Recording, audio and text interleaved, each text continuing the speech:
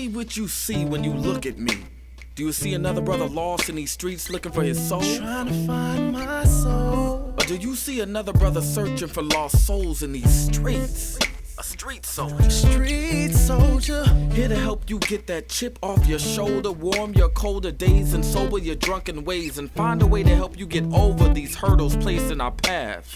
And this is not meant to amuse you. This is for all those who have questions but are afraid to ask. I won't be afraid. I won't be afraid. No. When times get hard, you lose your way. Open your mind and hear what I say. This is a message for the hard and the soft. To those who tune in weekly and to those who keep an eye out for 8 p.m. on Sundays and turn their radios off. The truth hurts. The cloth has been pulled. We're walking around half dead. Use this show as your IV. Alive and Free is a new movement. We've achieved self-destruction. A street soldier promotes self-improvement. Streets couldn't be no colder, so I gotta be a soldier. It shouldn't be this hard for me. Even when it seems so hopeless, I gotta keep my focus. I'm glad to be alive and free, yeah. Streets couldn't be no colder, so I gotta be a soldier. It shouldn't be this hard for me. Even when it seems so hopeless, I gotta keep my focus. I'm glad to be alive and free, yeah. Good evening, good evening. This is Lady Estelle and the Street Soldier Crew, and we are back for another Sunday evening with you. Your host this evening is still delighted to see that we are healthy, we are alive and free. It's your host, Dr. Joseph E. Marshall Jr. Are you on mute? I can't hear you. You good. You on. You live, baby. We live in the flesh. Street Soldiers is here. I can't hear him at all. And the people here? Hear you. Right. Good evening, Street Soldiers. Now there he is. All right, we hear you now, Dr. Marshall, our host.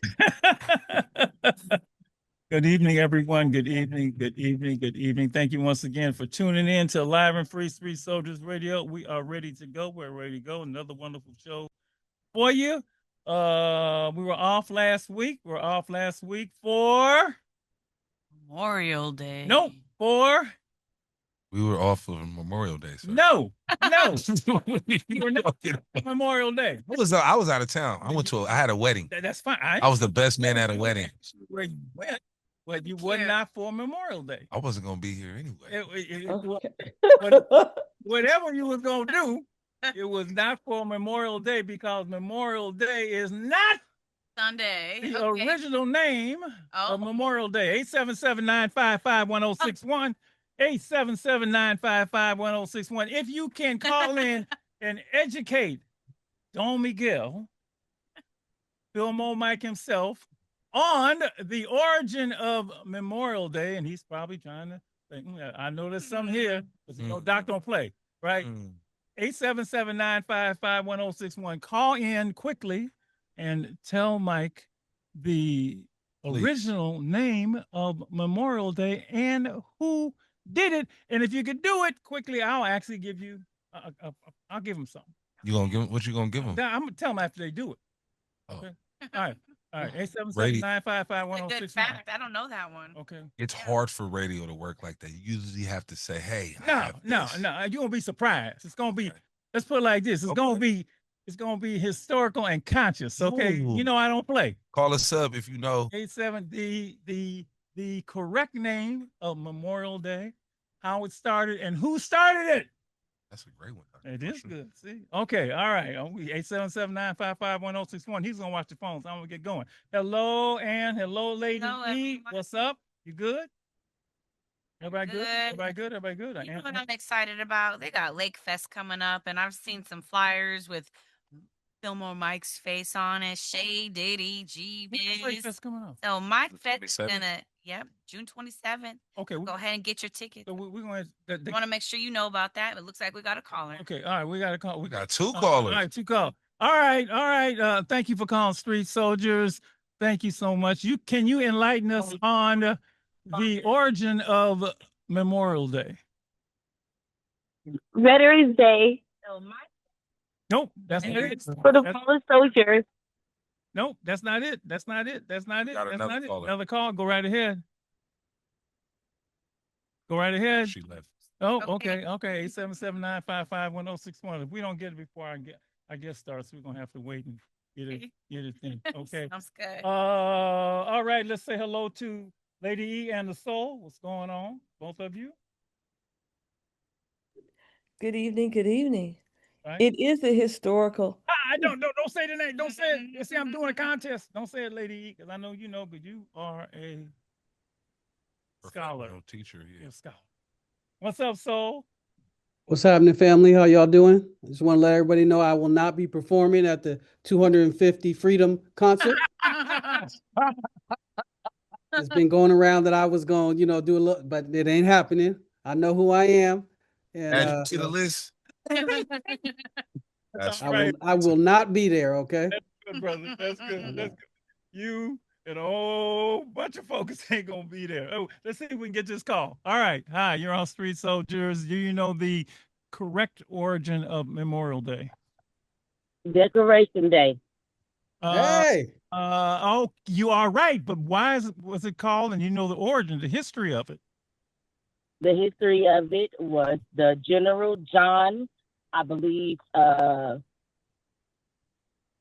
Legan. I'm sorry, I can't pronounce his last name right now. I got a lot going on. Okay. All right. The core of the graves of the fallen civil rights soldiers, the Civil War soldiers with their flowers. That's what it is. You got If it. I'm correct. You got it. I'm gonna send you a copy of a special book called Street Soldier: One Man Struggle to Save a Generation, One Life at a Time. My book. I'm gonna send it to you.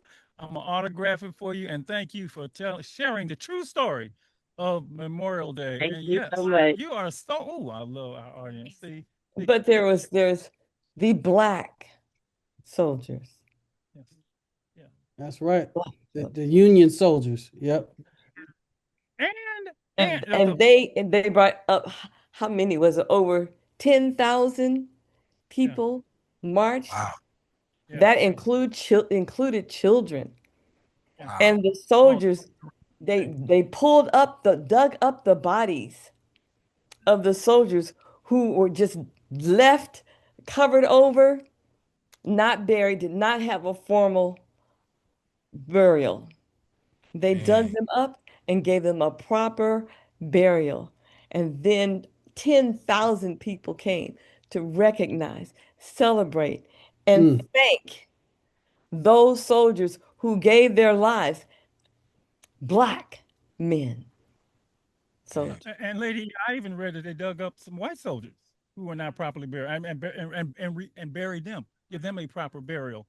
So yeah, the origin of Memorial Day is Decorations Day, which you didn't know, because like anything else, they don't tell you your actual and true history. A few years later, they co-opted it and buried the fact that black folks started. So I was I didn't know this, and I've been around a long time. So people tell me Happy Memorial Day. What I hit them back with? Happy Decoration Day.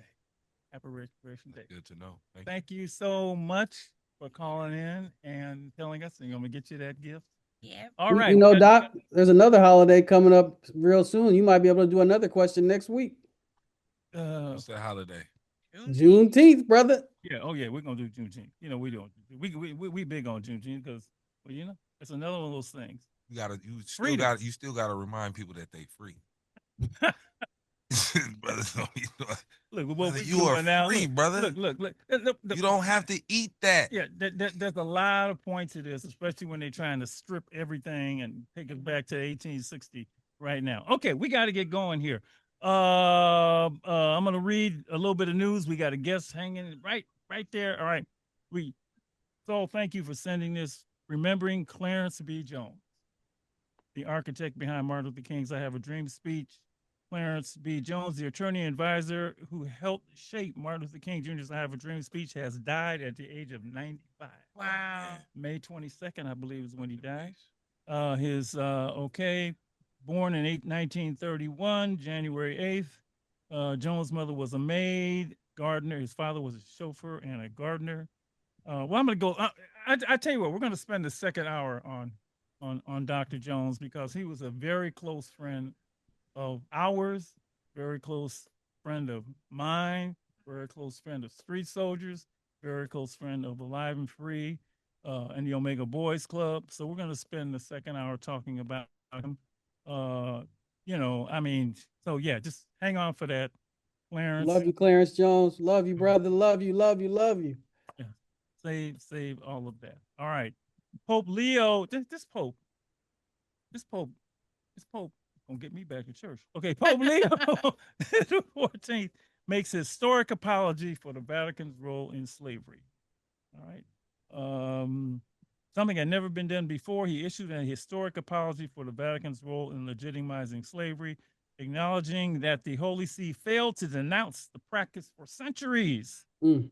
The apology, published Monday in his inaugural encyclical, marked the first time a pope has explicitly apologized for the Vatican's authority to help justify the enslavement of, as a infidels, as they call them, by the European monarchs. All right, it is impossible not to feel deep sorrow when contemplating the immense suffering and humiliation endured by so many, in stark contrast to their immeasurable dignity as persons infinitely loved by the Lord, wrote the Pope.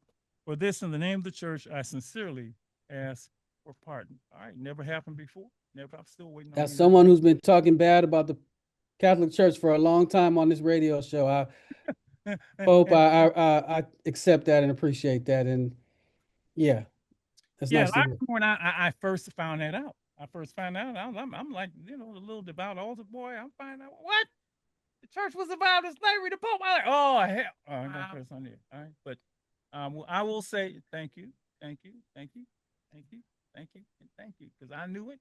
And yeah. Okay, lady. Yes, you got anything before we go? We're gonna get going. All right. Lady. Well, I just want to make sure that people know that we are, yes, here live on 106 KMEL right now, but we are also live on YouTube at Stay Alive and Free.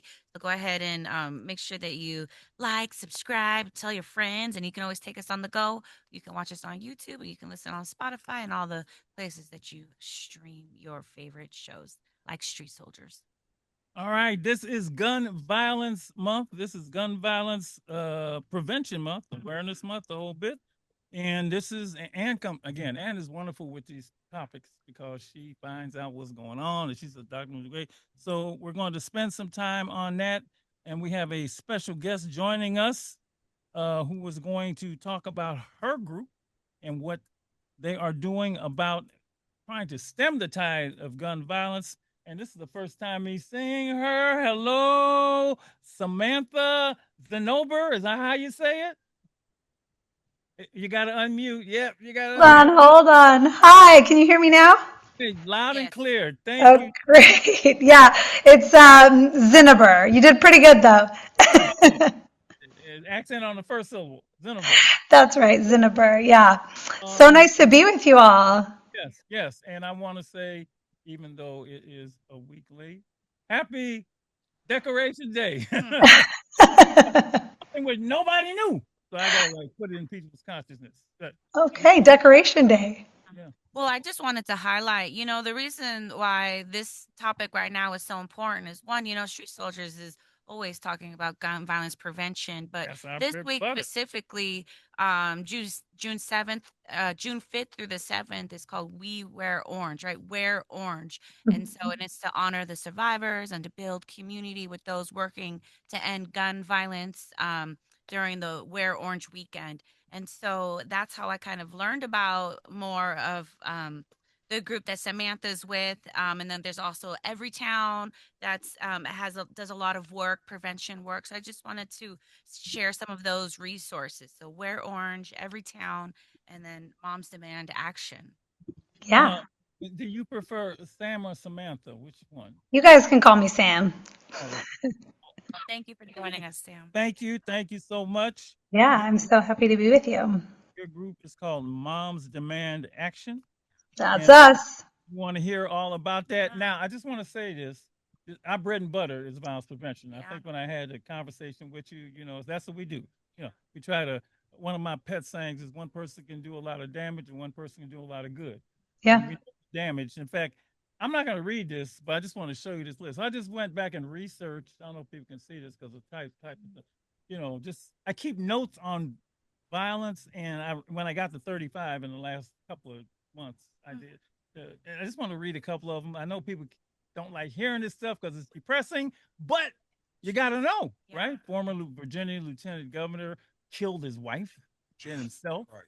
8 children shot and killed in a Louisiana mass shooting. Yeah. All right. A mass shooting near a North Carolina middle school left 2 dead. Man was going to pick up a 7-year-old daughter from after school care, and he was shot dead by a driver who wanted to merge. The ultimate road rage. All right. Former police officer was arrested for allegedly planning a mass shooting at a New Orleans festival. 1 killed, 5 wounded in a mass shooting at a mall in Baton Rouge. 9 people were injured in a mass shooting near. Only got to number 8. If I go, it'll take the rest of the show. My point is, violence goes on seemingly every. I guess there's a phrase about how many, so on and so forth. And some of these, it doesn't matter where you are, and that's not the world violence that we live in. So I see why you might want to get involved in the group that you're in. Tell us about Moms Demand Action, how you got involved, and what you're trying to do. Yeah, thank you for that. It is true that all of it would take much more than I think the radio time you have tonight to go through all the shootings, and we know that the headlines aren't even the complete story here in America. Moms Demand Action is a grassroots movement of Americans fighting for public safety measures that protect people from gun violence. It's a network of over 11 million supporters across the country. We have a chapter in every state. There's over 700 groups, including the San Francisco group, which I am a part of, and so proud to be a part of. And it's a movement of moms, dads, students, families, concerned citizens, and survivors working together to end something that we know is preventable and is uniquely an American crisis. So I'm happy to be here to talk about it. It is Wear Orange. Thank you. I don't think I caught the name of whom is speaking, who was introducing the Wear Orange concept, but it's a beautiful time of year. National Gun Violence Awareness Day is usually the first Friday of every June. It sort of came about in 2015 after a girl, Hadia Pendleton, was shot and killed in Chicago. It was really started by, like so many of our great ideas in this country, by teenagers, her friends who wanted to honor her life. Her favorite color was orange, but they also said, hey, like orange is the color we would wear if we were going to go hunting, to try to tell people not to shoot us.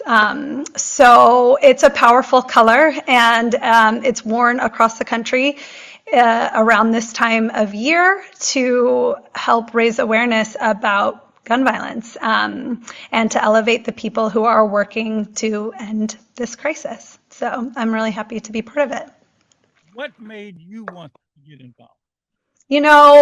Like so many Americans, I think it's hard to find a person in this country now that hasn't been impacted by gun violence in some way.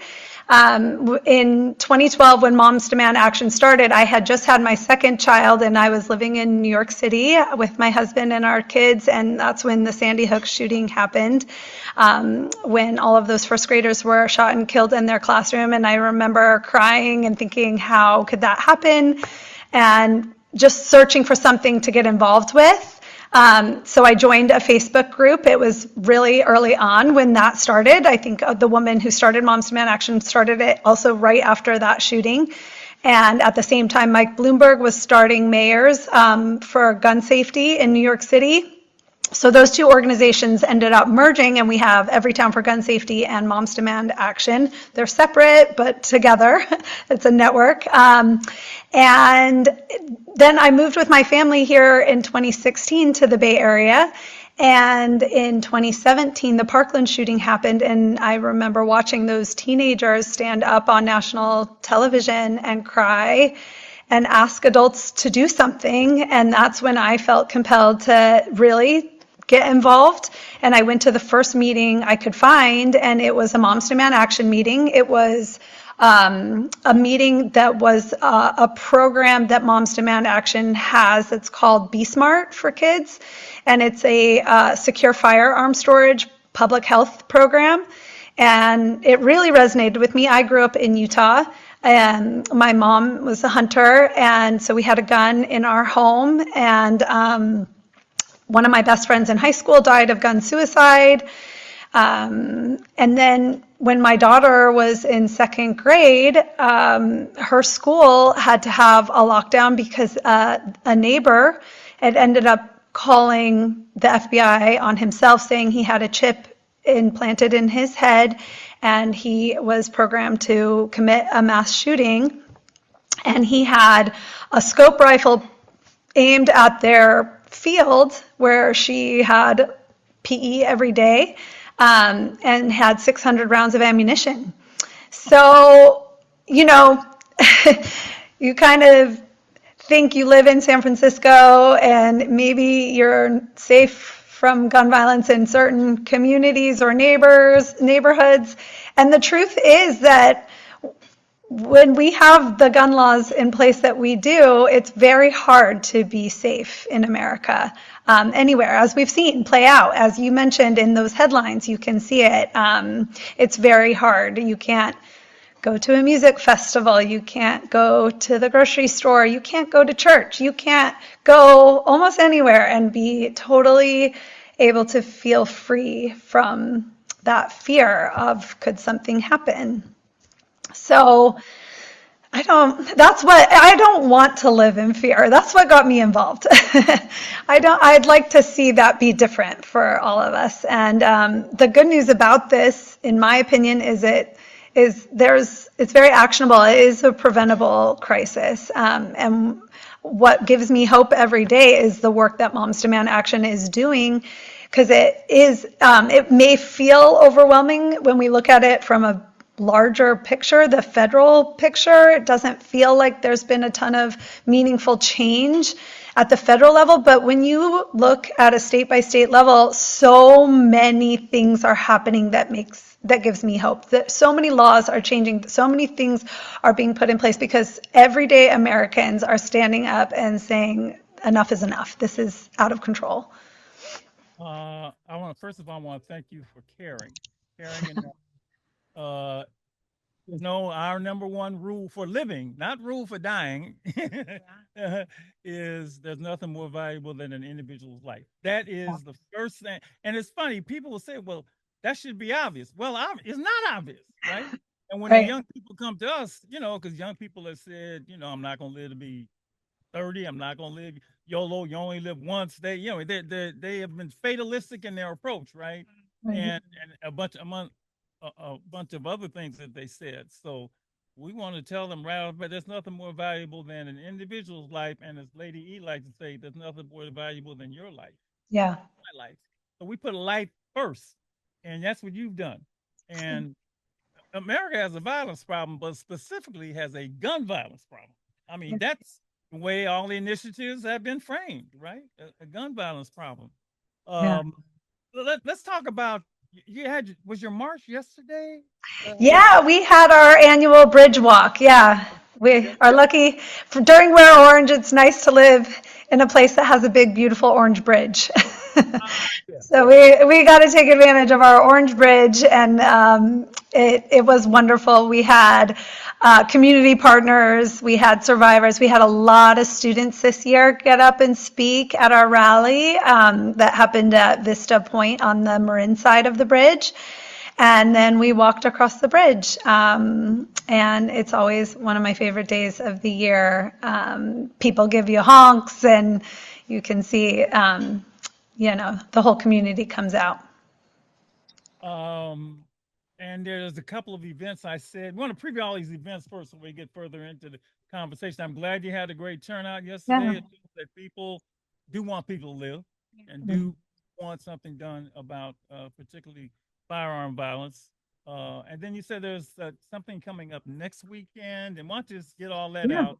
Yeah, yeah, we have a press conference at City Hall in San Francisco on Friday, June 5th at 11 a.m. We'd love anyone to come join us if this is especially an issue that is impacting you, that is bothering you.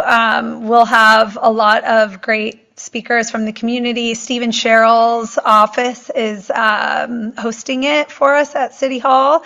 So we're really grateful to him and his team. And yeah, that's always a great day. Sometimes City Hall, they'll light up the lights orange, which we appreciate.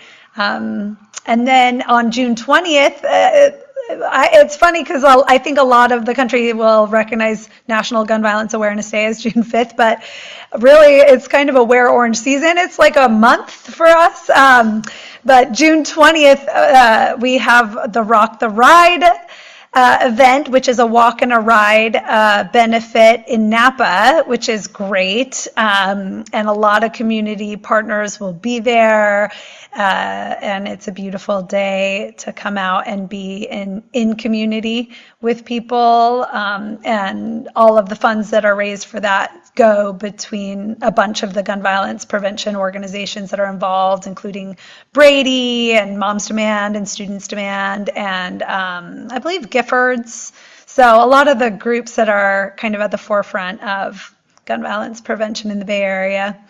Yeah, and folks, do not bring a gun to the gun violence prevention. Please event. don't. Yes, Okay, please don't. do that. Okay, please. Firearm violence has officially become a public health crisis in the United States. I think that happened a few months ago.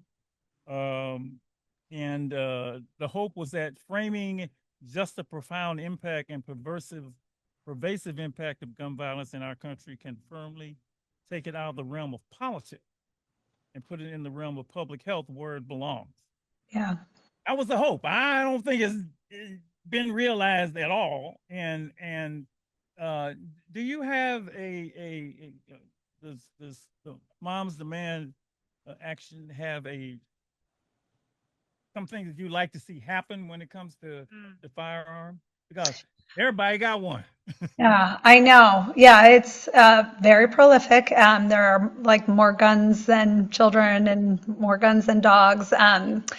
Guns have officially become the leading cause of death for children in America under 18 years old. So we're really in the thick of things here. I mean, what we're working on every day is strengthening laws, making common sense laws a reality state by state, because we have such a difficult time getting things passed. Unfortunately, our Congress is a bit they've dragged their feet on this, and we just won't tolerate it anymore. So we are taking it to the states, and luckily, this is just it. Really, most Americans want to see stronger gun laws in place.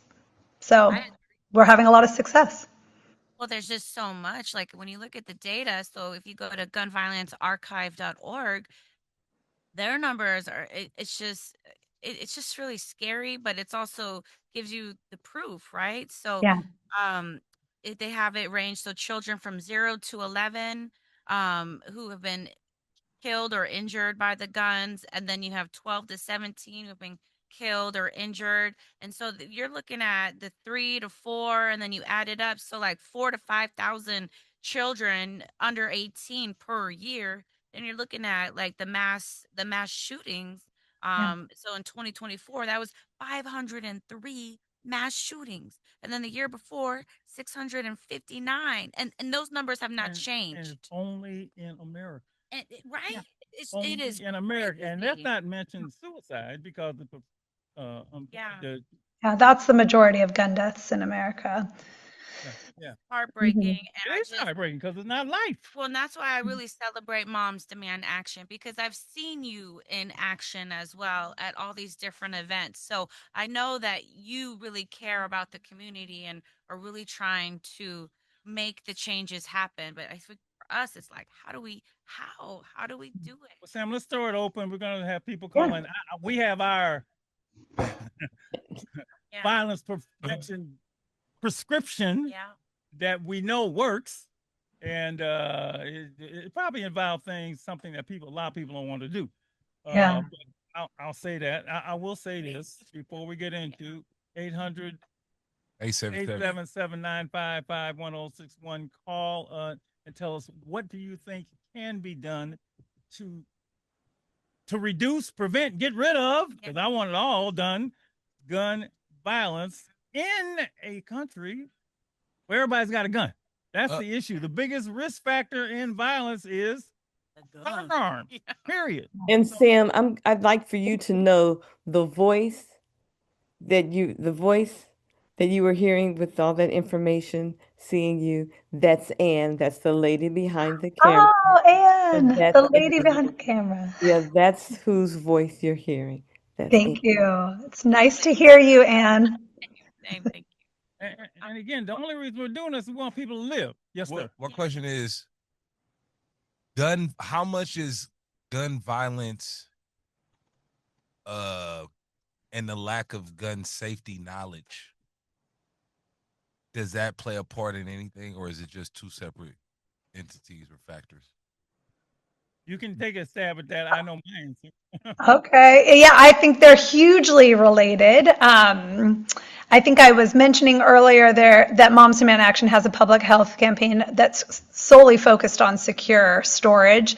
And I'm guessing when you're talking about firearms safety, you're talking about all of the things that go into how do we define what is safe when it comes to a firearm. So what Moms Demand Action stance on that is that if you are going to make the choice to become a gun owner, if you have a gun, if you are a current gun owner, the gold standard is making sure that firearm is secured. And what we mean by secured, it is that it is locked, and whatever locking mechanism that is not accessible to anyone else in your household or outside of your household, especially but you, and that your ammunition ideally would be stored also separately and locked. And now, it's actually California law as well, which is great. I feel lucky to live in California. I come from Utah, where that is not the law. That is not the law of the land there.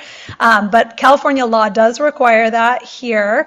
And we can see it in the data because we have a lot of states to compare data with. And we can see that these secure storage laws actually do save lives. They do prevent access from minors. They do prevent access from crimes. A lot of guns can be stolen if they're not secured, and then crimes can be committed. People can die from that. So we're seeing those kinds of laws really, they do make a difference. 877-955-1061. Give us a call and tell us your take on how you think we can prevent gun violence in a country where everybody's got a gun. And I would imagine, Mike, just to answer your question, all these things I read, the Indianapolis prom shooting, the campground shooting, prom, the Tennessee man upset with the roommates for not paying his rent, pulled out his 9mm and shot him. Okay. I'm sure they knew how to store a gun. The issue wasn't that the gun wasn't stored. Yeah. The issue was that they figured the gun was necessary to solve the issue that they had with the person. Yeah. So I'm sure there are some, like, the youngster who stumbles on the gun, and pulls it out and daddy didn't put it away. That's probably a very small percentage when it comes to the overwhelming problem we have with gun violence in the United States. So, and I want to say this. I got to say this. This isn't even a Second Amendment argument for me. All right. I mean, it's American. That's as American as apple pie, unfortunately. But it is the biggest risk factor. Now, we've had people saying, and I will quote this gentleman, Charlie Kirk, who said, well, we're going to have a Second Amendment. Folks are going to die.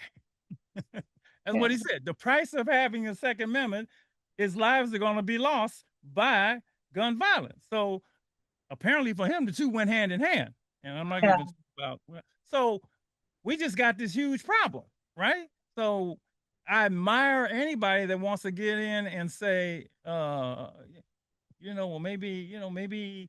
And Mike, the big thing for me is, what did we learn about guns when we was coming up? Play with guns. No, we don't learn to play with guns. You gonna pull it out? If you're gonna pull it out, you got to use it. If you're gonna pull it out, you got to use it. That's what we were taught. Right. If you're there. I know a lot of people that. Oh yeah. I'd rather be caught with it than without it. Yep. Right. I'd rather be judged by sick. Well, there's all these little phrases we got. Wow. So we learned to. That's what guns are for. If you got an issue, hey, guns mess with your thinking. Wow. And you got a gun. You ain't talking. You only gonna talk for so long. Wow. Right. So that's true. That's all true. And I got into this work. Lady E got into this work because kids were dying by guns. So I hate guns because they kill. I'm into so many funerals now, but now everybody, it's the American thing to have a gun. So how do we figure this out?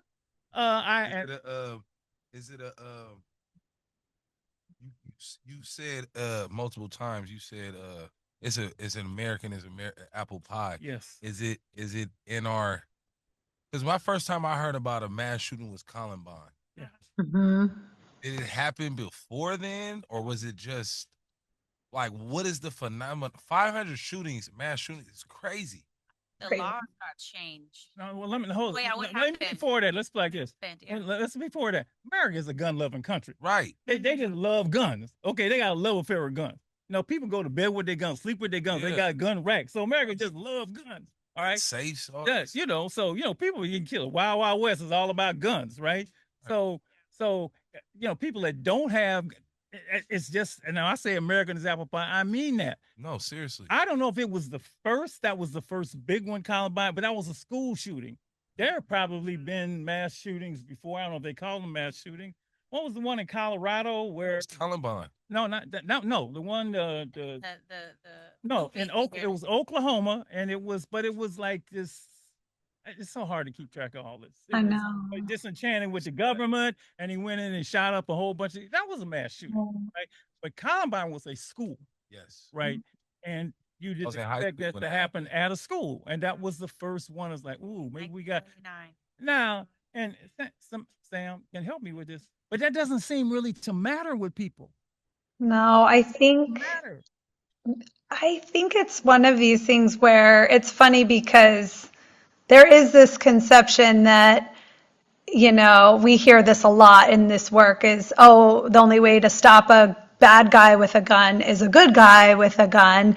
And this, you were kind of talking about it, Dr. Marshall, like this, well, if people are going to just kind of arm themselves to prevent something happening to them. But I think this is a myth that we've been sold by the gun lobby and by gun manufacturers, and it's kind of crazy how long and how much we've tolerated, because the truth is that if more guns everywhere made us safer, then America would be the safest country on earth, because we have more guns than we have kids or dogs or any of that combined, and instead we have a gun homicide rate that is 26 times higher than any other high-income country on the planet. So, and we're dying at extraordinary rates. Our kids are dying at extraordinary rates just from guns. So we know that this is a lie that has been fed to us, and it's been fed to us by a very strong gun lobby that is made up of the gun manufacturing companies. And to that question, how you tell a good guy from a bad guy? Right, exactly. You tell a good guy from a bad guy. Dude walking down the street, I can't tell if he's a good guy or a bad guy. I know in case he's bad, I got somebody mess with me. The mentality is oh, look, we just got this love affair with guns, and we think guns are a way to solve the issue, right? And I'm not just talking about, firearms. The world is full of violence, and they just use bigger guns. Well, because they figured a way to solve the problem is with guns or rockets. I just want to say, there are words that we use that either kind of color or fix or do something to make things justifiable or or acceptable or something. The lies that they don't feed us lies. Nobody can feed you a lie. People tell lies and people accept the lies. Yeah.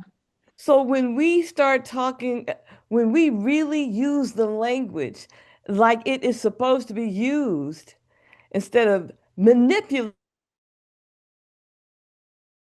language to manipulate, to control. But if we use it like it's supposed to be used, say it like it really is, then we're going to do something different. Yeah. Because you cannot tell a leader in Congress that that you are we are accepting the lie that you're telling us. Yeah. You can't tell them that. Nobody's going to say to one of the leaders, we know this is a barefaced lie, but we're going to go ahead and accept it. Yeah. But you feed us lies and we eat them. And you're not going to say that either. But that's easier to take and manipulate in our heads than to accept what's really happening. We are told lies. There are liars that are putting lies out there, and then there are human beings that are accepting the lie and making that lie true. Yeah, so I'm gonna say true. What? Self-fulfilling prophecy. Yeah. It's not even a prophecy. But we make it that Yeah. because that's the only way we can justify what's happening. So, Use that to justify. but we can't use the English, the language in a way that's true because it ain't. Certainly is not. Yeah. I'm gonna give you a real. And if we keep, so the only way we can keep doing it is to make it right. But you can't even make it right because it's wrong. But we got to work with it because it's still happening. You can't stop them from doing something wrong by telling them it's wrong. Because then they're going to tell a lie and we what? Buy into it? You would not spend a dime on a lie. Yeah. Hey, lady, so well said. So well Yeah. said. 877. I know. Yeah. See, right. Because see, and now I'm on my box. No, I'll hit the site. I'll hit the mute button. We got a phone call. I'm just saying. So well said. Yeah, you're on Street Soldiers. We're talking about guns, gun violence. What can we do? You got an idea? Give me a thought. Yes, sir. Dr. Marshall? Yes, sir. Oh, Greg, what's up, man? Go ahead. Yeah, how's it going? Trying to I would say gun violence, as far as gun violence, I'd say probably me personally, I would really take a look and maybe tap into, or if I was law enforcement or even just regular people if possible, the black market. Because there are so many guns that are sold, gangs have them, gangsters, drug dealers, people doing wrong. They shouldn't be in the hands, but they do have them. I would say that'd be a big place to start and kind of see where they're coming from, who's selling them, what they're selling for, where they send them to, where they're getting for them. Because I'll just say I'm on radio and stuff. I'll just say I was in a living situation where I was not in the best area, and I was advised to get a firearm, but I went about it the correct way, and I didn't really follow through on it. But I heard gunshots there on the regular. I met some people who knew the folks that got shot. I saw some folks. I know them that well, but I think I saw them before they got shot. Even recently, kind of where I'm at now, this morning I heard all these, kind of like it was donuts, these tires screeching and cars speeding and flying. I saw a note in the app on my phone that there was a shooting in a parking lot, maybe just a couple of blocks away from me. And a young man, he was from San Andreas, but he was shot, he was killed. And one main thing about guns is that in order for a gun to shoot or kill somebody, the trigger has to be pulled, the safety has to be off, the safety will be broken. But guns, they don't kill folks by themselves. It's people. People kill people with guns, not guns themselves. It's people that use guns to kill people. Yeah. But I would say, I wish they would fight. I wish they would fight. Okay. yeah. Yeah. You People with guns kill people extremely efficiently. Yeah. Thanks for the call. And one thing about this gun violence, this thing, it's not a hood thing. It's a everything. Suburban, you name it. Hi, you're on Street Soldiers. What can we do about this gun violence? Well, to say, how did the Union soldiers feed the South? They used guns. Yeah, they did. And it produced death. I'm just saying, guns kill people. War kills people. It's a violent world. Violence is the way to solve it, the problem, and they use guns. Right? Yes, I'm not gonna disagree with that. But that's not the question we're asking. He is right. I mean, he has a point. What's the point? His point is that without military warfare, right? Whatever, not I'm gonna say people the die. North won beat the South. Yeah, using guns. Right. Yeah, yes. War produces death. Right. And I don't want death. And you're totally right. Yep. Because I don't want death. All right. Okay. I want people to live. And in many ways, the young people I work with, they're just imitating the world. Well, that's one of my questions is gang members would tell you is we at war. But see, that's one of my questions is that people talk about that all the time as far as is life imitating art.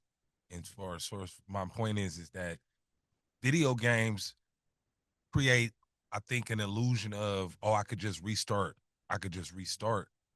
But video games have been out.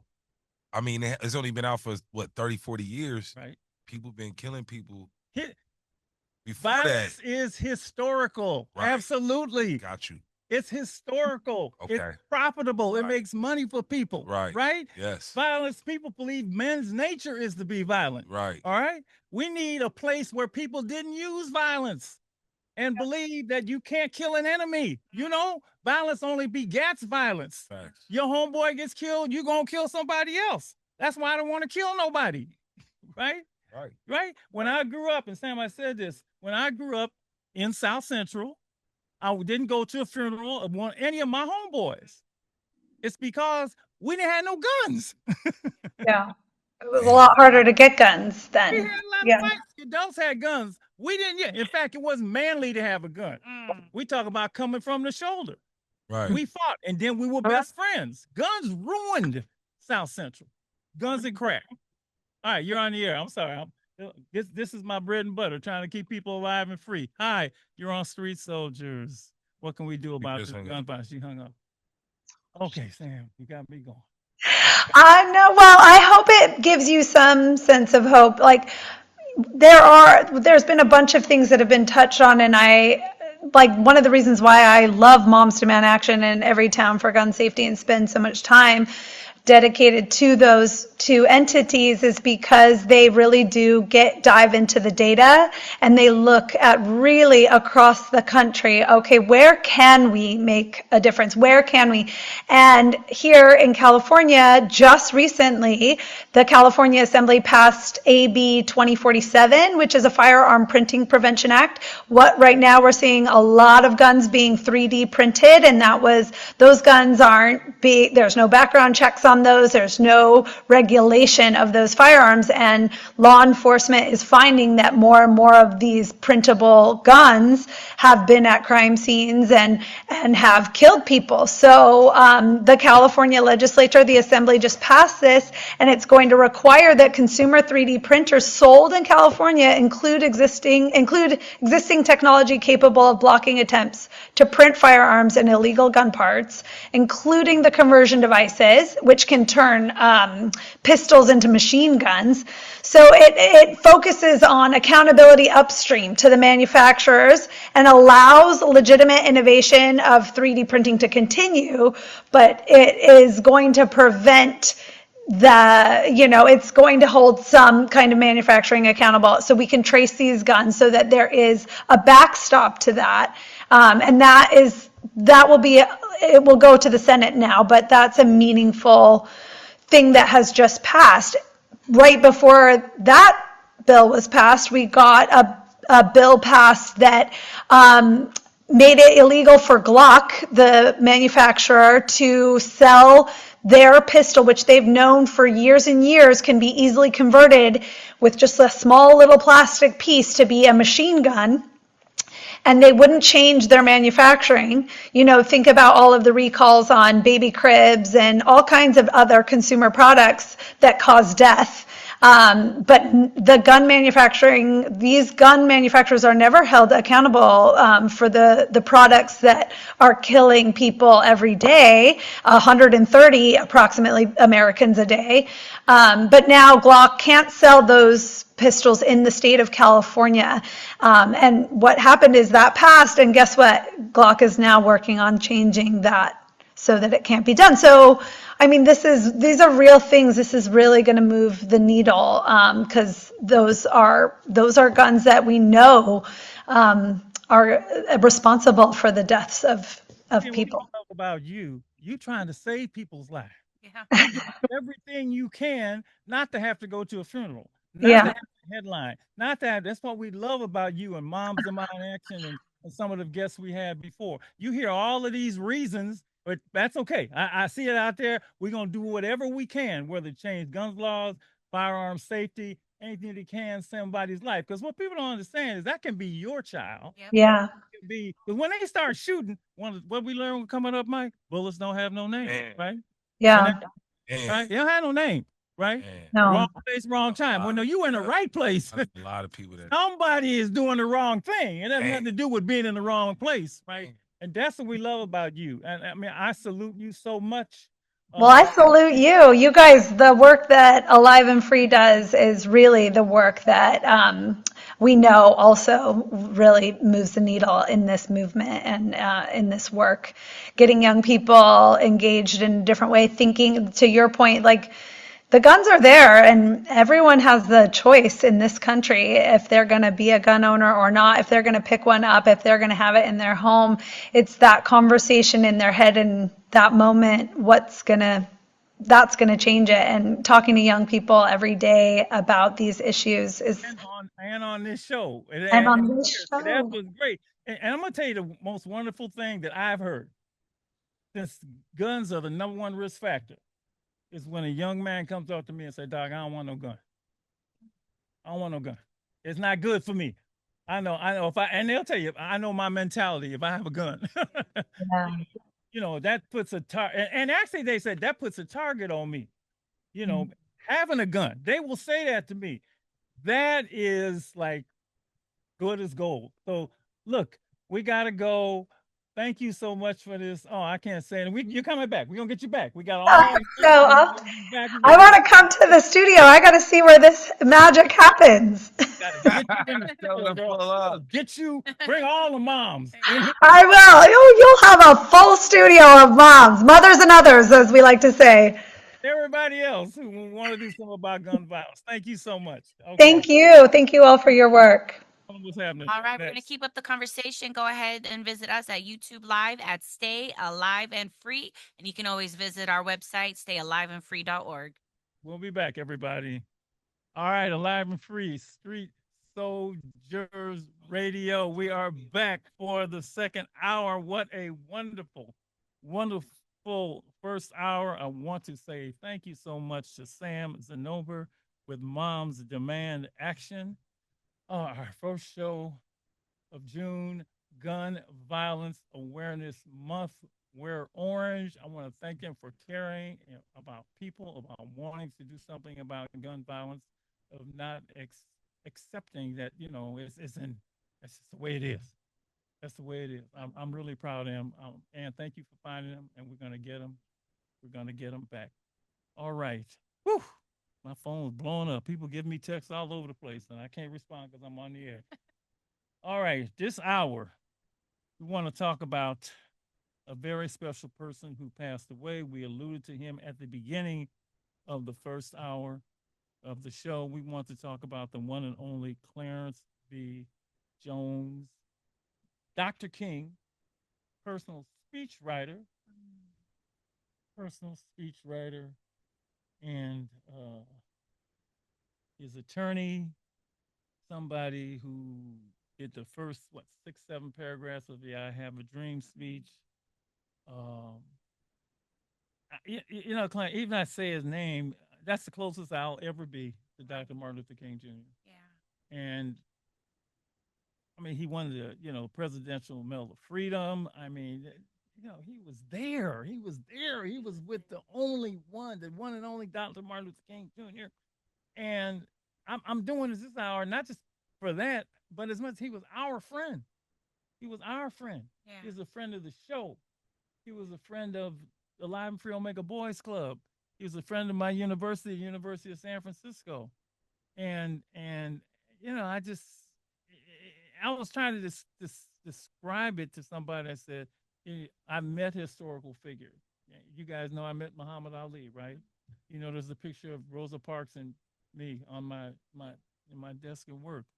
And I met other people, but Clarence B. Jones, he's just not a part of me. He's in me.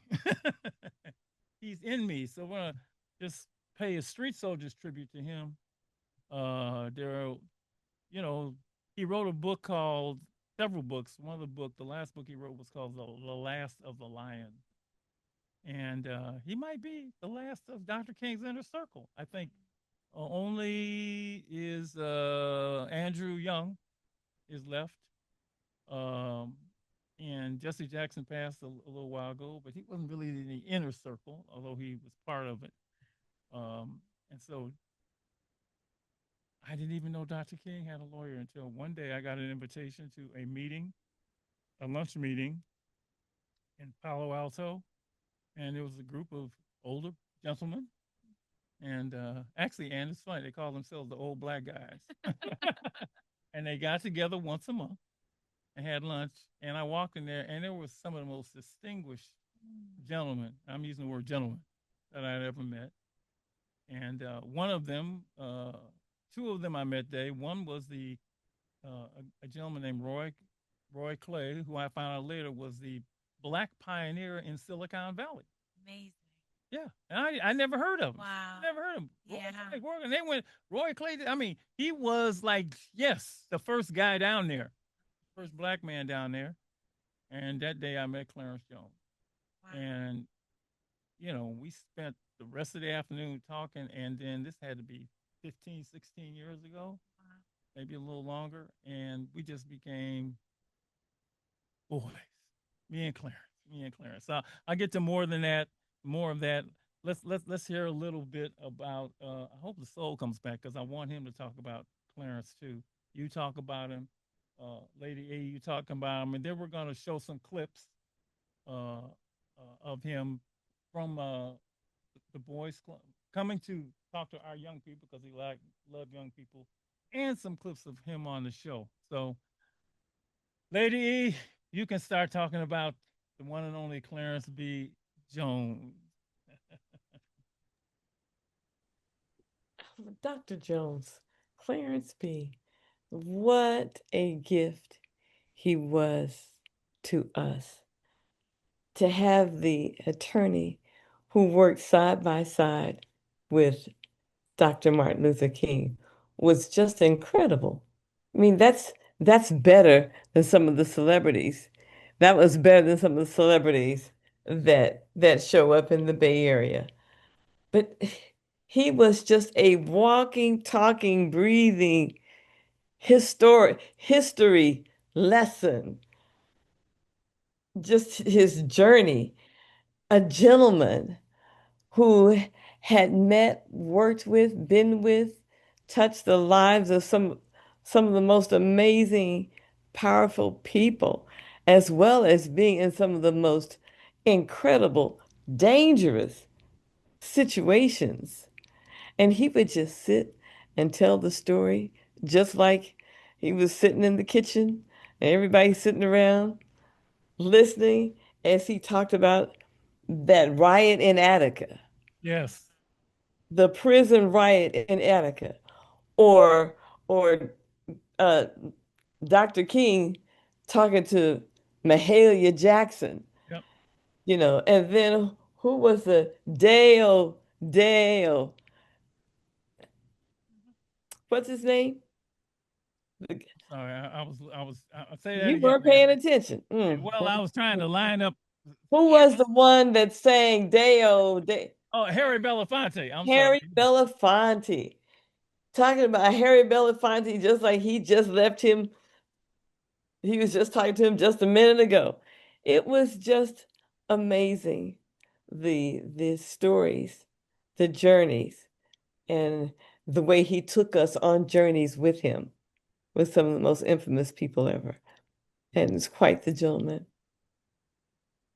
And you want to say a few words about And he was tall. I just remember how tall he was. And when well, I guess what was so, I don't know, special when I think about him is that he actually came into the Street Soldier studio, Yeah. and that's where I met him first.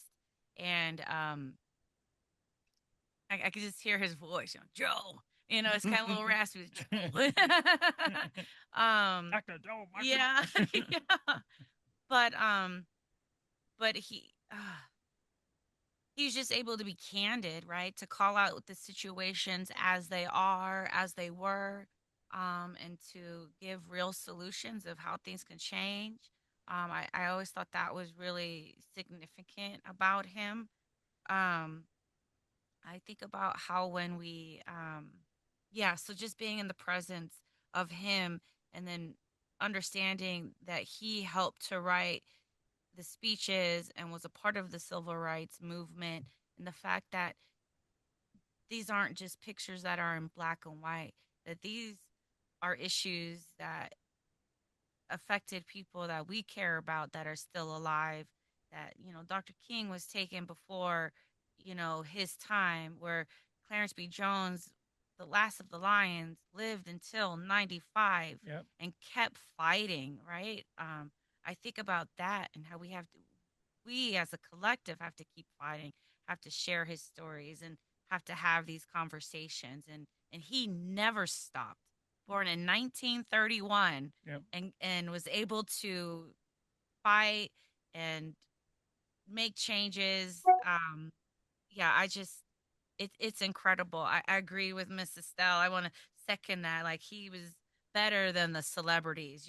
These are real people, thinking and doing things to help people, to make changes, for a better world. Yeah. Well, some of us take all this for granted.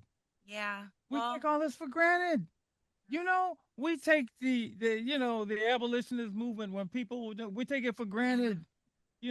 We take all of those resistance. I call it the resistance for granted. Yeah. We take the '60s for granted, which is why you getting shoved back now, right? Yeah. But more when you take those people for granted, people did that. Yeah. People went out there, put their lives on the line. I mean, it's not, it's not a walk in the park. They put, they, you watch the Edmund Pettus Bridge and the march over there and see John Lewis and they get beat in. You watch Eyes on the Prize and you watch the Freedom Riders. They did that. You want to stay in your house? You ain't going nowhere. You ain't. These people believe so much in freedom. Yeah. And I will add the American ideal that all men are created equal. That I'm going out there. I'm going to be on the front line and risk their lives. And the, the main symbol is Dr. King, right? Dr. Martin Luther King, who said on the night before he died, I've been to the mountaintop. Longevity. I mean, I can't say it like Dr. King would say it, but I may have. He knew he was gonna die, and he said, I'm gonna do it anyway. And to meet, you know, his lawyer, I was in awe. I'm sitting there like, it's amazing. this is really you're Dr. King's lawyer. Yeah. You know, and I didn't know who you were. See, let's go back to Decorations Day. I didn't know about Decorations Day. How you take these people away from us? How can we know? You know, I know every singer, every rapper, every this, every that, every athlete. I don't know nothing about you. Yeah. And to get to know him was Lord. That's why I say he in me. He ain't just and lady, you heard Ann's point. He's 95 and he's fired up. Yeah. He recently said, I think somebody Johnson was his good friend was telling me that, you know, he's ready to get out and march now. He can't barely. He was he died in an assisted living facility, Okay. and he was ready to get back out there on the front line. Okay. I mean, the only people I know that were that fired up were him and Jack Jaguar. They ready to go. Like boom, you know, we worked too hard. Yeah. And in fact, he said, somebody was telling me, who this is, I think I was talking to David Brown, our accountant. They saw Clarence on some show, and he said, no, we ain't going back. We ain't going back. We don't want back. We ain't going back. We've come too far to turn back now, all those phrases that they use.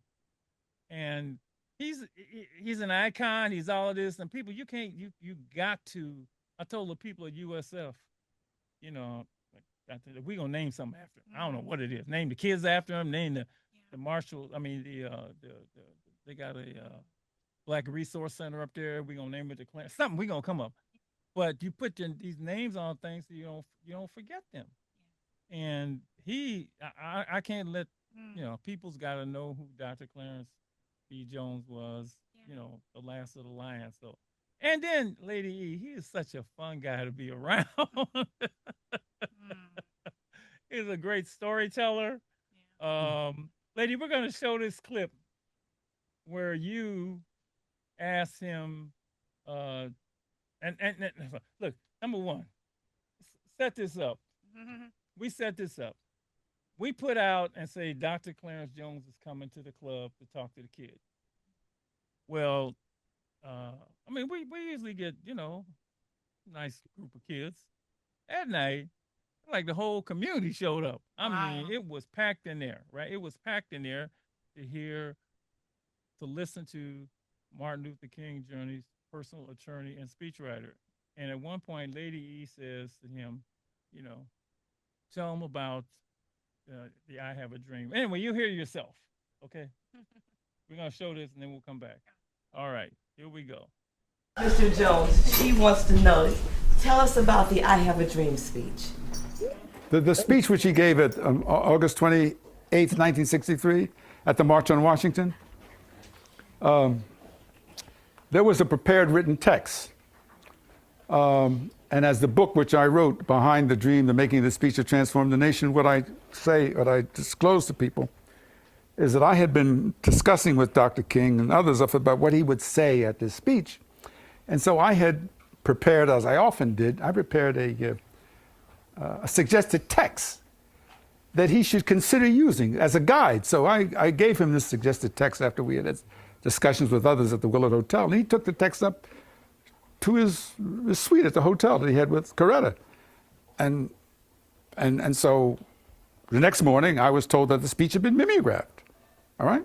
And I was busy with other things and so forth, and I didn't really read the speech carefully, although I was concerned that there be sufficient copyright notice. Anyway, he's on the podium giving the speech.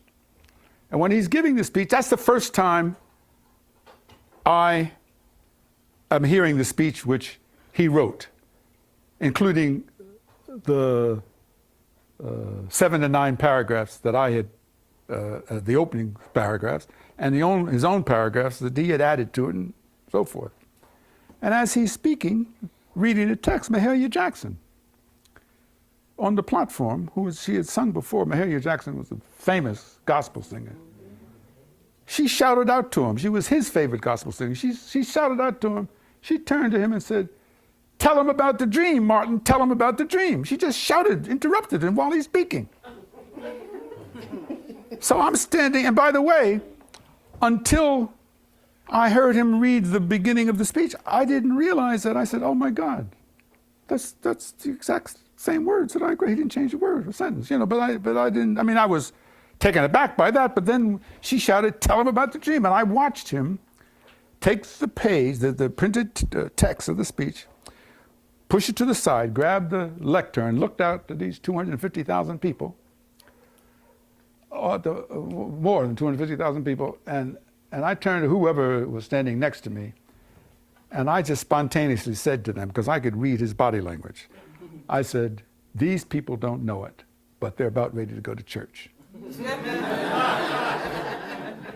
And that's when he began to speak spontaneously and extemporaneously. The speech which is celebrated as "I Have a Dream" speech was a total extemporaneous, spontaneous speech, not from any written text whatsoever. What I describe in my book is that Martin King had the ability, using computer analogy, he could speak in real time, and while he is speaking in real time, he could mentally cut and paste and insert in his extemporaneous speech the texts of things that he had either written or spoken before. And I know he did that because I could listen to him inserting things that I had written as he's speaking extemporaneously. It was it was like, I've seen him speak many, many times. It was a transcendental experience. It was an out-of-body experience. I had never, ever, and by the way, never again. I know people. I wasn't at the Mason Temple in Memphis, Tennessee. He said profound things. He never spoke a speech any place, any time in his life that was like the "I Have a Dream" speech. It was like he came out of his body. And I think it was because of it was the largest gathering of white and black people in America at that time. Well, it's an extraordinary thing. It's just a panoply of people. You go and look at the television things, it's unbelievable. People. It was just, and so that's how the speech came to be. If you really want a much more definitive answer, then you have to go and read the book.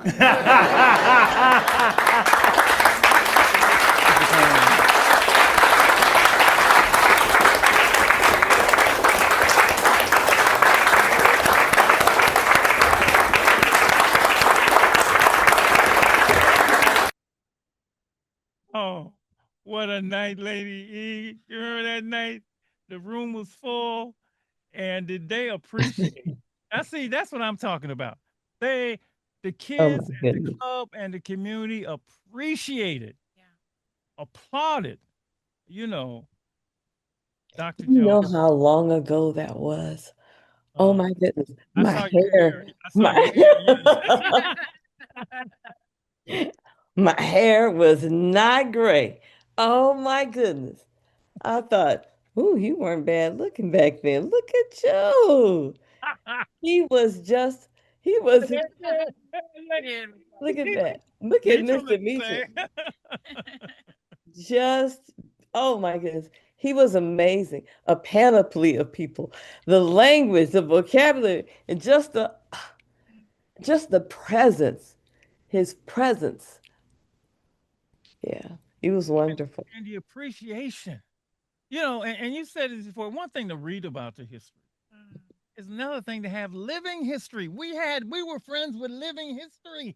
He came to us and loved being there. And it's like, and I remember when it was over, they went up and touched him like they were touching Dr. King. He was so authentic King. He was authentic King. And he talks about, little on, we'll play this thing about how he first met Martin Luther King. But it was glorious for us to be able to, how can I say this? For him to share himself with us and all those kids. And those kids still remember it. I tell you what, Messiah Edwards, one of our graduates, Right, in right. law school at Howard in her second year, getting ready to go in her third year, she sent me a text. She said, "Thank you to Omega, for sharing historical figures like Dr. Jones with us." Right? Yeah, I mean, we don't take these folks for granted. The more you know, the more you owe. And everything that we've done, I know that I've done, has been built on those people, who came before us. So he said, but see, he gave me insight into himself. He said, you want to hear the rest, you got to buy the book. That was some night, wasn't it, Lady? It was wonderful.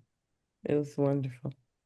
It was So always wonderful at the thanks for club. joining. We're reminiscing, obviously, about the one and only Clarence B. Jones, and just there's only one him. We had him, and I said earlier he was not only he was our friend. That's why we're doing this as Street Soldiers family, right? Yeah. We're doing this. The other people can come in later. We'll probably do some at USF either, but I wanted to do it with us because it was such a good friend to the show and a good friend to Alive and Free Omega Boys Club. Your initial thoughts about the one and only Clarence V. Jones? I'm still hurting. Still hurting that he's in the ancestor realm now. Of course, I'm happy for him. He deserves it. He earned it. Yep. He lived a long, amazing life. I'm sad for the rest of us that have to be here without him. Because what a man. We talked about it during the week. Lady E, he just had all the things that he did, all the bio and, accomplishments. I'm just going to put that to the side. Just, you said the word, just being in his presence. Yep. We've met a lot of people through Alive and Free over these years. He's at the top of the mountain right there. Oh yeah. He's just one of the greatest human beings I've ever had the pleasure of meeting. His presence was such a force of nature, such force in his presence, such love in his presence, such energy and vitality for being alive and using his gift that God had blessed him with. And you couldn't help but be inspired by being around somebody like that. You can't help but be fired up after spending 1 minute with Clarence Jones. It's just an incredible blessing to be around him. And then we were able to have him on the KMEL airwaves. And I mean, he had people stopped in their cars, like just stuck listening. He had the whole Bay Area just froze. Because once he got going, like we say, Doc, clear out and let him take the ball and go to the hole. Just get out the way. Because once he got going, you could feel like the avalanche starting to, kind of like with you, Lady E, when you get going, don't get in the way. Let them cook. And when he got going, it's like you could feel the heavens opening up. You could just feel it pouring out of his heart and coming through you. And so blessed that I was able to be in the presence of such a great man.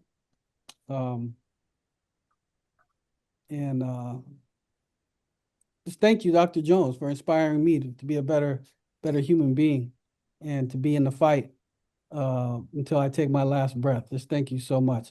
The other thing I think about him is, I think he came on the air one time and he taught me how to do this. He really loved himself, which is, probably the basis of why he was able to share so much love and joy, because he really valued and loved himself. But I remember the time he would talk about his pep talks. Joe, Malcolm, I get in the mirror and I say, look, Clarence, oh, you handsome man. Look at you. I mean, like he would know how to hype himself up. And I was like, you know what? I'm gonna start talking to myself like that. I had never heard anyone say it like that, but he said it with such force and such conviction. That's something his mother told him when he was young. He said, you look in the mirror and you say, look at yourself. I'm beautiful. I could do, I mean, his mom taught that and he just did that for the rest of his life. Can't you hear his voice? Joe, I told you, you look in the mirror and not tell you. It was fired up. Like we said the other day, ain't nobody more. The only person we know as fired up as Clarence Jones is Jack Jacqua. Okay. Yep. Like when it comes to fired up, there's here and then there's But and I've got to add, while he is firing himself up, because he brings the fire. Yeah. Once he gets started, because Ooh. he's got the fire. In a minute, it's coming out. Yep. But he lifts up everybody around him in the process. You could just feel yourself rising with him. Yep. You know, he doesn't just go up alone. He brings you up with him. he also, Doc, had that old black man, like, I'm gonna say what I'm gonna say, and you ain't gonna tell me nothing that I can't say. You know what I mean? And I just, Lord Jesus, let me be that man one day. Let me live long enough to get there. Because to I ain't see the man, but I got that. the freedom that he had. You wasn't no, you wasn't gonna stop him. You wasn't gonna he was gonna tell the truth. Period. Yeah, Malcolm said, yeah, and he was hilarious. He was such a fun person to be around. He was a character, but not a character. He had so much character, and his character was so much fun to be around. And you're right, it was love. It was girl. And Malcolm Lance would tell us. He said, "Dad, you the only person. Dr. Jones is the only person other than your father, but this way that you would just say." What would he say? Yo, Marshall, you did that. I said, yes, sir. Yes, sir. Oh, he'll turn you into a little boy in a minute. You'll be like, yes, yes, sir, yes, sir, yes, sir. And the other, I do want to say this too. He wasn't afraid. Or if he was, he at some point he overcame it. Like everyone is afraid to a certain extent, but he didn't let the fear stop him or paralyze him. And I say that because, it bothers me when I hear, or I understand what people are saying. Actually, I don't understand it anymore. When people say, oh, if I would have been at that time, I would have been more Malcolm and less Martin. I would have been the real something. I would have been, as if somehow the Martin side were these soft, meek people who, was just going along and too afraid. Y'all are tripping when you say that. And it really, because Clarence Jones wasn't afraid of anything. And he learned that from Dr. King because his words about the King was, he might have been afraid, but he was fearless.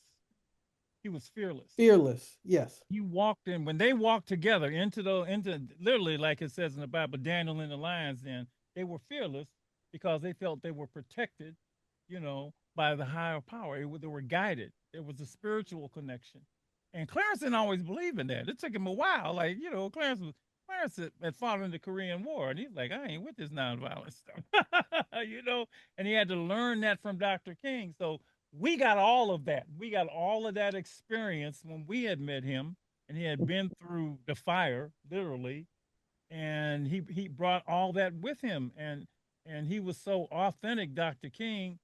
It was just you're right. Authenticity was Clarence. I mean, from everything about it. And you're right, lady. He brought you with you, but you was like you was ready to get up and yeah. I understand that. I understand. I'm very clear about what you did. Not only what you were trying to do, what you did. And I love you and appreciate you. Let me throw a quick shout out before we go back to another clip. Lady, you want to say something? I want to give a shout out to Steph Curry, who became a very, very good friend, also of Clarence Jones, and actually had produced a film at right before. Has it come out yet? Yeah, yeah. It's a short film about Clarence Jones was at Sundance. All right, and he earned a Sundance Star. I think it was in February, or maybe no, it's been after that. Yeah. Was it February? Film festival recognition. It was called "The Baddest Speechwriter of All." Short film that he co-produced and co-directed, and it captured the grand jury prize at the festival's short film awards in Utah. So I've got to see that because I haven't seen it. Right. And Steph said, "Thank you, Sundance, for opening up space for us to tell Clarence's story." it's needed right now, and I know that his life and his work will continue to impact so many people and continue to impact cultures. So thank you for this, and we're going to share it with the world. So I'm going to say thank you, Steph Curry. And I've been with Steph and Clarence at the same time, and it was pretty cool.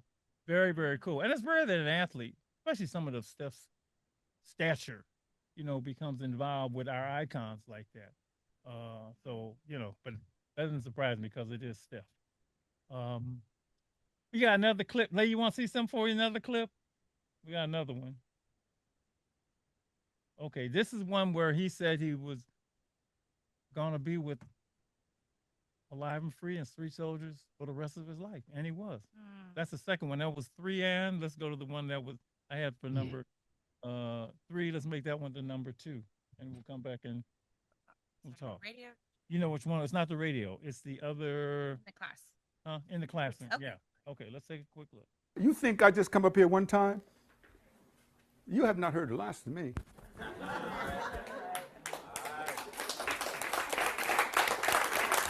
Listen. You know what I told Mr. Marshall? I'm going to tell you what I told him. I said, if he didn't exist, I would invent him and create him. That's what I told him. And you know one of the reasons I'm here is that I'm a wordsmith. A wordsmith, I take words literally. I use words like an artist paints a canvas.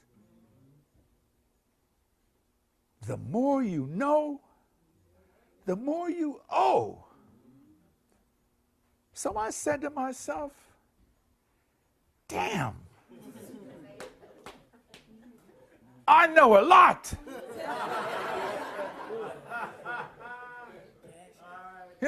I really know a lot I've gotten from this journey. But the other side of that means I owe a lot. So I'm not going to let him be in San Francisco by himself, and I'm going to be down in Stanford talking. No. We're going to do things together. Okay? Because I want your brother and your sisters and your friends and so forth.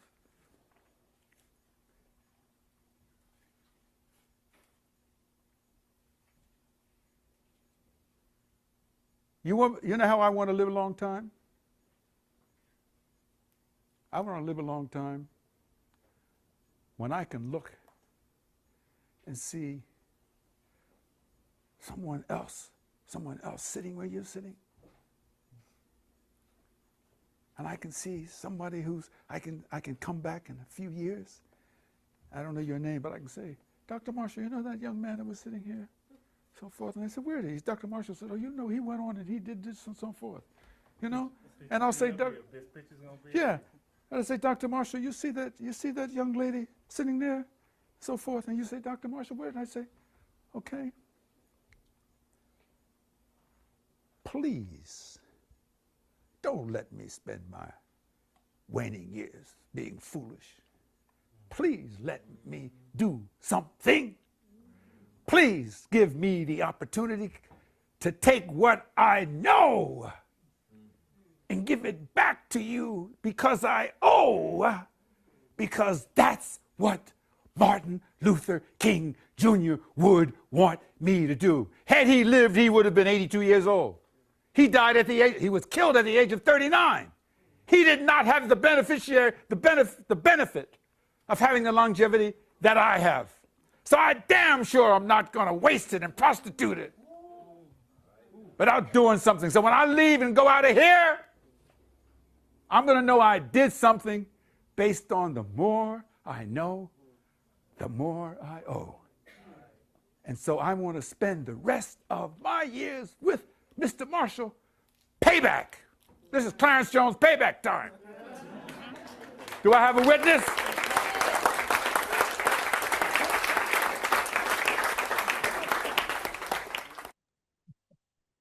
Y'all see what I'm talking about, lady? You see the look on Doc's face? He looked like he was 7 years old. Like, I've never seen my father look like that before. I just had to say the world. It really hit me watching that clip what Clarence Jones did for you Okay. on a personal level. Like he poured something into you, Doc. You're a different person because of that man, and I'm so happy for you. Well, I said before, uh, other people that I've met, obviously, they're part of me. But I would say Clarence Jones is in me. Yes. You in that moment right there, he put it inside you. He like anointed you. It was deep. That was a really deep clip right there. I remember he says in another thing that one of the great things he told me, he said, Dr. King would love what you're doing. I said, really? Yeah, he loved what you're doing. Because, he believed in working with Talisa. So, it was like, damn, what else can I say? I mean, so then I wanted to do so much for him, getting him to come to USF. Because when I met him, he was down at Stanford and languishing. I mean, Stanford didn't even recognize what they had. And that made me mad. It really did. You got Martin Luther King's attorney But demanding. you deserved that, Doc. Oh, I You said this. deserved it. I said, I'm taking you somewhere where you can be recognized. I mean, the university did nothing with him. They had a bungalow, right? And it wasn't even look. They got the Hoover Institute and all of that down there, but you got Clarence Jones. So I said, look, let me take you up to the city. I set up some with Ed Lee at the time and had a nice thing at City Mayor Hall. of San Francisco. Yeah. Former And I mayor. took it over to USF and I said, and then they said, ooh, this is, and they made him, they made Clarence, they treated him like a rock star. They treated that man like a rock star. They gave him an endowed chair. I mean, a chair. I can't remember the exit name. He taught classes. They ended up putting an institute together, the Institute of Nonviolence and Social Justice. He was literally celebrated and feted, FETED, the way he should have been at Stanford. And he always say, he would tell people, "Don't Marshall got me here. Don't Marshall got me here. Don't got me here. I wouldn't be where we And I was just so happy to do that for him, man, because you don't know what you got. This man's a treasure. He's a national treasure. So, yeah, and he's, and yeah, and I saw his health go down, but we still get together and have lunch and have. He's something. He's something, man. There's certain moments you have in life, and at least I do, and be like, well, if today's my last day, I can't complain. I did pretty good. That was something good. Some good things happened to me, and that looked like one of those moments, watching him pour into you like that. Because I know the journey with Alive and Free longer than anybody here. I've seen you on the journey, and when there were no cameras, Yeah. and when nobody was watching, and when nobody cared, and when it was just you doing it just because. So to after all those years to have that kind of to be seen like that is what an amazing thing. But it's about answering the call, answering your calling. And I had mine after I read the autobiography, and I had to answer it, and I had to get somebody to say, literally back then in 1988, and a guy named Ronnie Hatter, you might know, because I didn't quite know what I had been called to do, and he had to say, "Oh man, you could, you've been chosen, right?" And he told me, somebody had to say, yeah, you can work with these young people. And after somebody said that to me and I accepted it, and Clarence had to do the same thing because Clarence had to answer the calling. And Dr. King set him up. Lady, you know the story about Dr. King setting him up, right? Yeah, I know that he was not willing. He was not willing. He was not feeling it. Dr. King definitely had to put it on him, and only in the way that only Dr. King could. So we And got somebody probably put it on Dr. King. No, that's the thing. Oh yeah, because Dr. Know, King wasn't trying to do that that's either. right. No, he wasn't. yes, you have to accept the calling. You gotta accept it. You have to accept it. So I don't know if we got enough time to show this. Let's go to the second part, and Now, the tough thing about this is I'm the only one people see. But go back to the old studio, and this is about 10 minutes long, but it's him telling the story about him meeting Martin Luther King for the first time. So go to 32:14.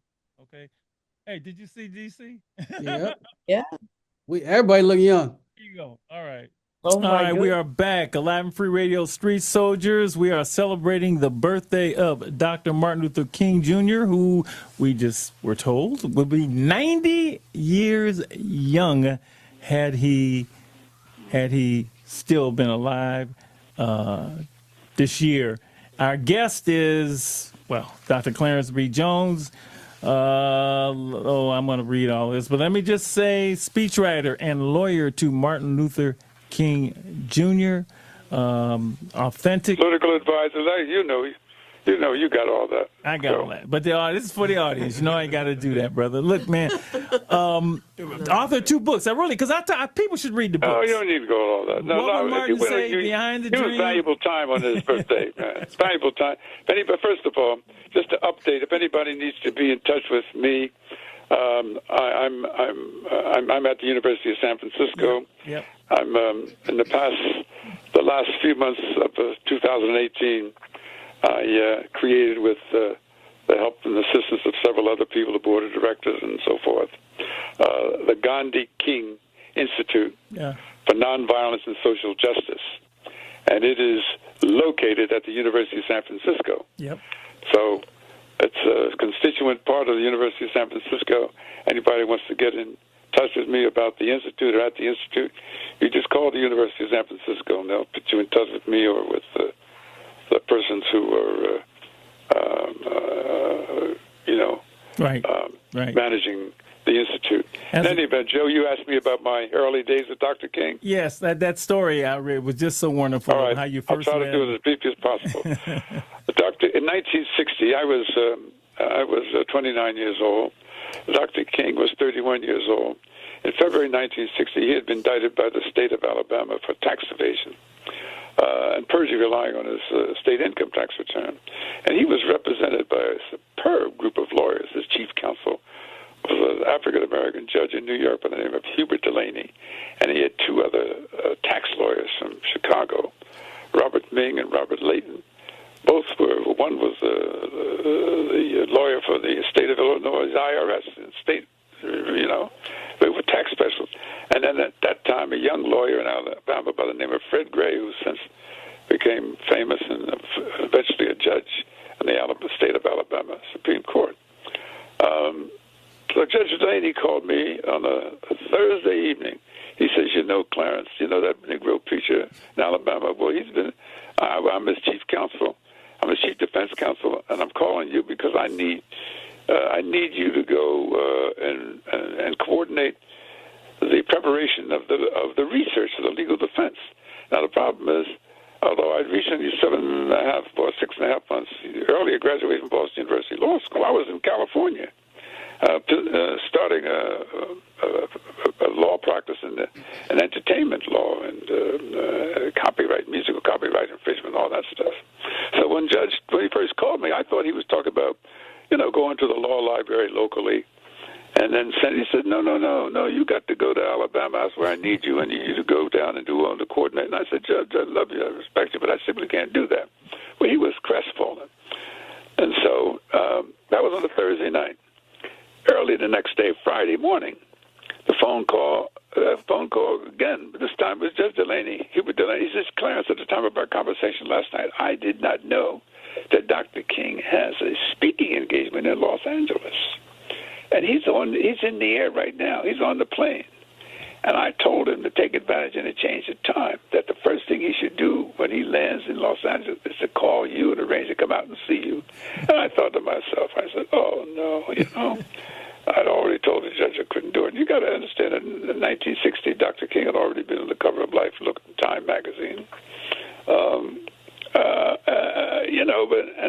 But that wasn't my thing. So anyway, fast forward, Friday night, I was living in Altadena, California, right, a suburb of Los Angeles.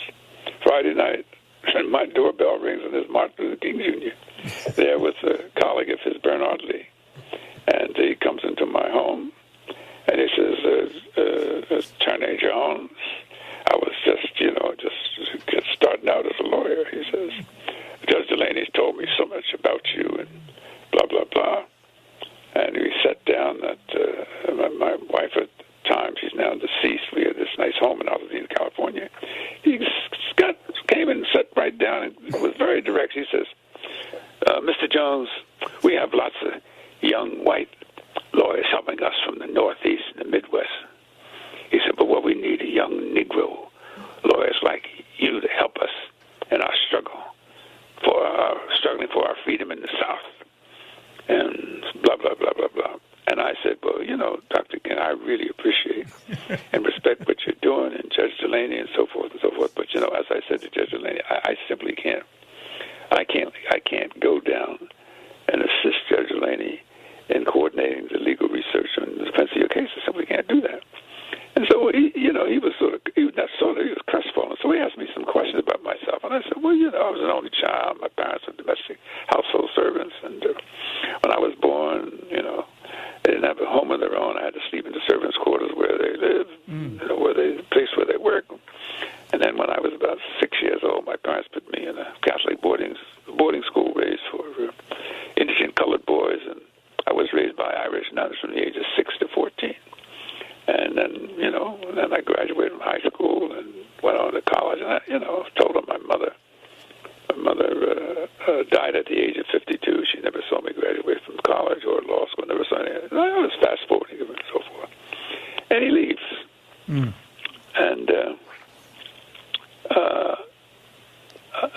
And my wife at the time says, "What do you think what do you think you are doing is so important that you can't help this man that came all this time? They help ask for your assistance." So I said, "No, that's not true. What Judge Delaney told him about me, but he didn't come out to see me. He had a speaking engagement out here in Los Angeles and a lot of other commitments, and then I got annoyed. I said, besides, just because some Negro preacher got his hand caught in the cookie jar stealing, that ain't my problem, And so that was Friday night. Next morning, I got another call. This is Saturday morning. The voice on the end of the phone is dripping with saccharine sweet. Mr. Jones, yes, my name is Dora McDonald. I'm Dr. King's personal secretary. And Mr. Jones, he so enjoyed his visit with you and Mrs. Jones. He forgot to invite you to come hear him preach tomorrow, the next day, Sunday, at a Baptist church in Baldwin Hills. So I go to Baldwin Hills. Now, I had never heard Dr. King speak, never saw the man speak or anything.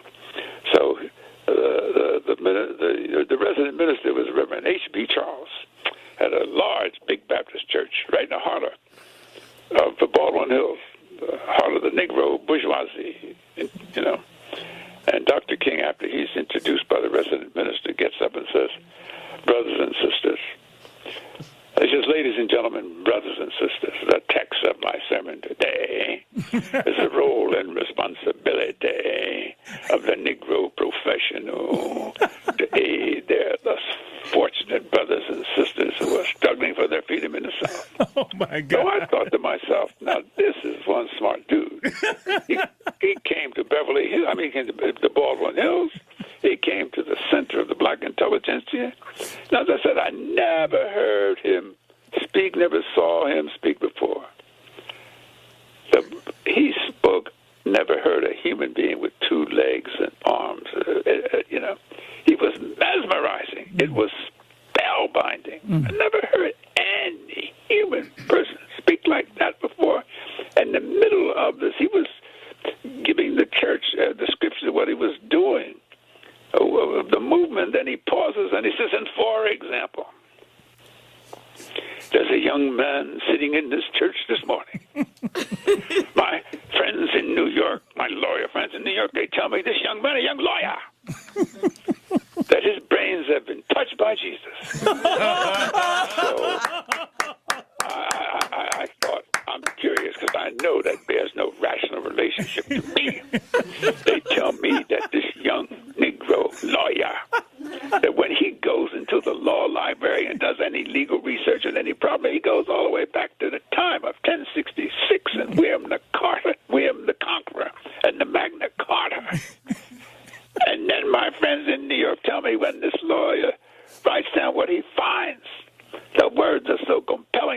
jump off the page. Mm-hmm. Now, that's when I started thinking, since that doesn't bear any rational relationship to me, I started thinking, when this church service is over, I'm going to find out who this dude is. Because if he's that good, I need to know him, right? And then he said, but you know, I had a chance to meet this young lord the other night. He's home in Altadena, California. I said, oh Lord, I wanted to sink down in the church pew so nobody would see me. And then Dr. King did something very unfair. There's a poem by the Negro poet and author Langston Hughes, an actual poem. Mm-hmm. The title of the poem is Life Ain't Been No Crystal Stair. Yes. By Langston Hughes. You can go online, look at that, okay?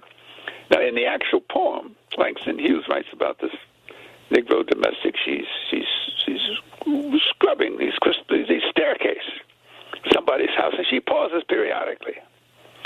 And she says, I'm doing this for you, son. She's speaking about her son. I'm doing this for you, son. Don't you give up. Life ain't been no crystal stair. So when Dr. King did that, I had a video picture of my mother in her, blue dress and white apron and all that. And I started crying in my seat because I had a picture of my mother as a domestic person. And so he said, now,